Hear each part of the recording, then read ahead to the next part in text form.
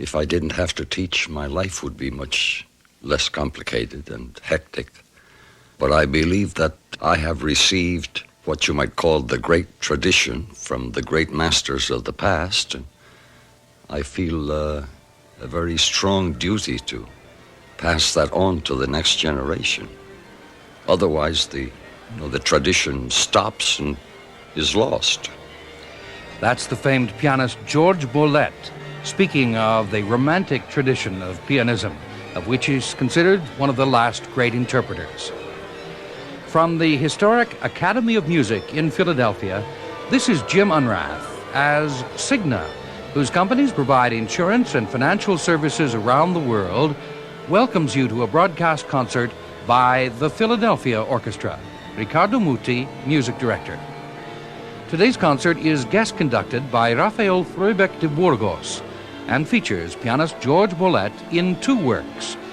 Despite a guest conductor and guest soloist, it's very much a Philadelphia family concert.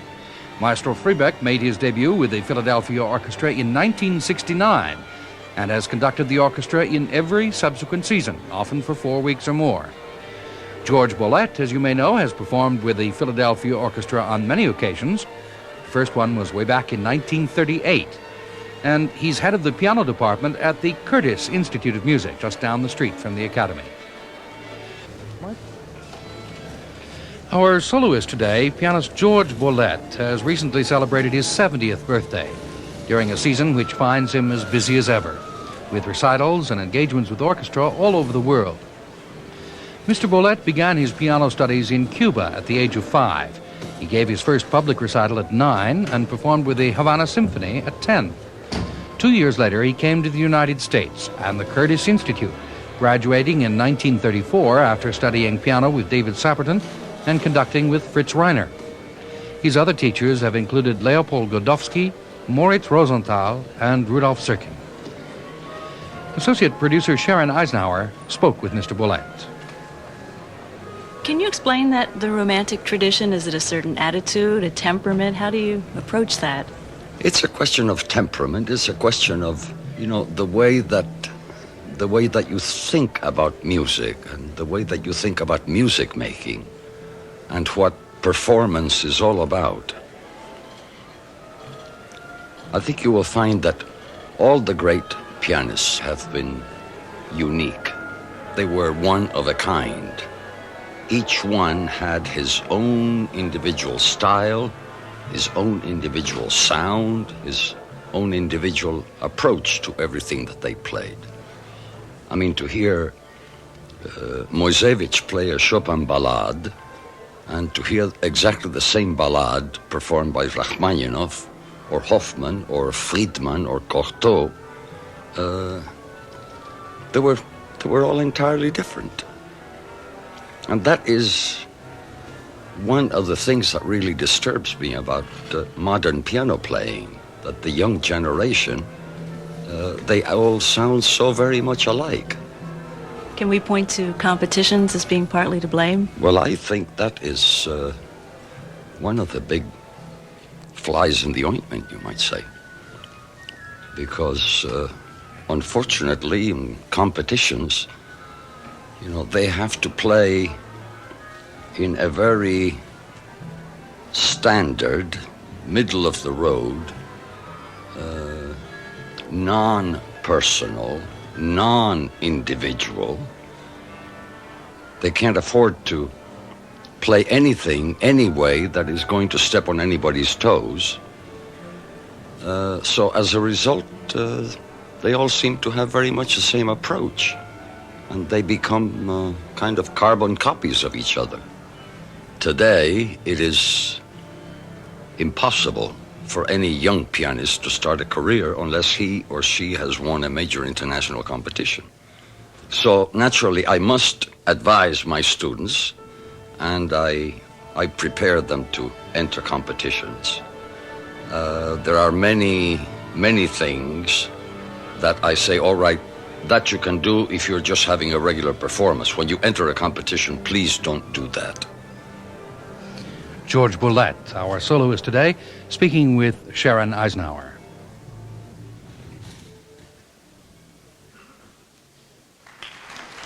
And now here is Mr. Bolet, along with Rafael Frühbeck de Burgos, for a performance with the Philadelphia Orchestra of the Symphonic Variations for Piano and Orchestra by César Franck.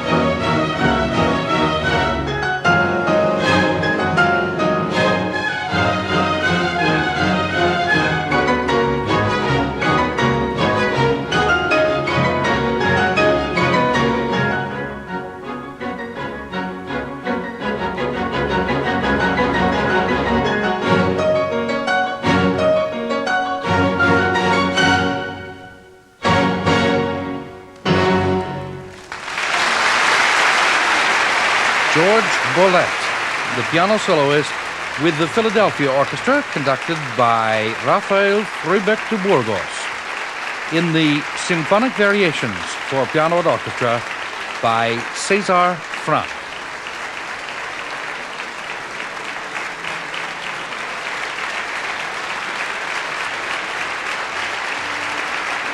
Mr. Bolet and Maestro Frühbeck back on stage here at the Academy of Music. First of two concerted works Mr. Bolet will play with the Philadelphia Orchestra on today's concert. Opera was at the center of Weber's life, both as a composer and as a performer. Appointed director of the German Opera in Dresden in 1816, he spent the 9 years that remained of his life in a fever of creative activity. His three most celebrated operas all appeared during this period: Der Freischütz in 1821, Euryanthe in 1823, and Oberon in 1826, just 2 months before his death from tuberculosis. But aside from his place in operatic history and his substantial contribution to the development of the art of conducting, he was also one of the most successful piano virtuosos of his time.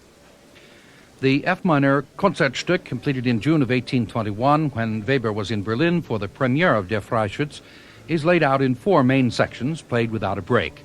Its title can be translated either as concert piece or concerto movement, and both renderings make it clear that this is a musical structure of lesser ambition than a full-scale concerto.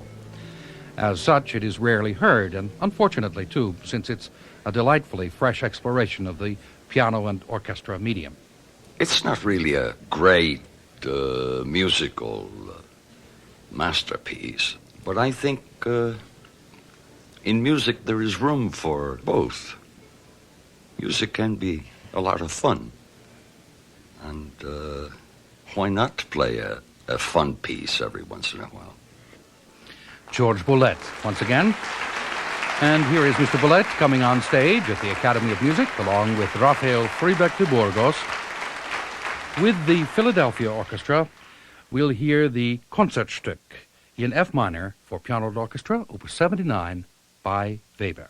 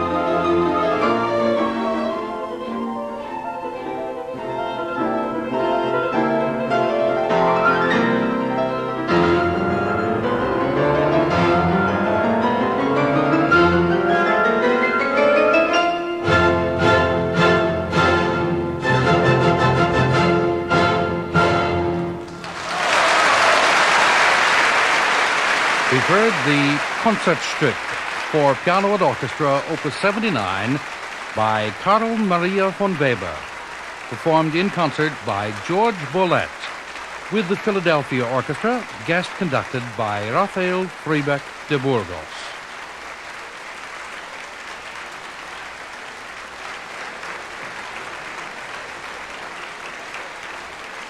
Mr. Bolet is known as one of the greatest living interpreters of the music of Franz Liszt, and is in the midst of recording a series of solo discs of the music of Liszt in preparation for the 100th anniversary of the composer's death in 1986.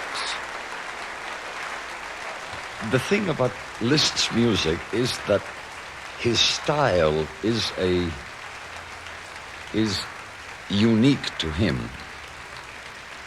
You know, you cannot play the music of Liszt the way you play any other composer. With the music of Liszt, if I may go a little bit overboard, perhaps, I might even say that it's a kind of music that you have to learn, you have to study very, very carefully. You have to know everything that is in the score, everything that Liszt wrote, and then you have to take the score and throw it in the garbage can and absorb that music into your musical mainstream and your musical makeup and your whole character, and then play it as if you yourself had written it. In other words, I think I'm conveying that it's the kind of music that you can play very, very freely, and the kind of music that should be played very freely. From everything that we know of Liszt's playing, that is the way that he played. I think that is one great mistake that so many pianists make. They seem to think that Liszt's music is all thunder and lightning and very fast octaves, but Liszt is really very, very poetic and very lyric, and in many, many of his works, very mystical and really religious feeling. You know, Liszt's religious nature really comes out a great deal in so many of the works that he wrote. It's very dramatic music. You might say it's theatrical. It appeals to me because I think it's really very great music. Jorge Bolet, speaking of his championing of the music of Franz Liszt.